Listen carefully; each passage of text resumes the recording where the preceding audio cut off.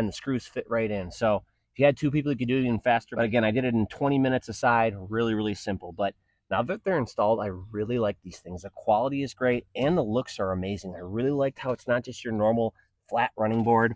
You can see it has the holes on both sides here. This one's a little bit longer for the front door, so you have a little longer one on the front door, a little shorter one on the back door. And it's all metal, nothing's plastic. It has like a 3-layer protection, it says, for it's like powder coated, rust proof, all of that. So it's not going to rust, chip, start flaking or anything like that. So all metal throughout, just so you can see each step here. This one is the big one for the front door. You can see really nice and thick, easy to get up into. Saves you a foot of jumping up into the truck. So, and again, they're super solid. They actually hold up to 600 pounds. So you can have two people on, one on that one and one on this step. You're not going to have any problems. So that's that step.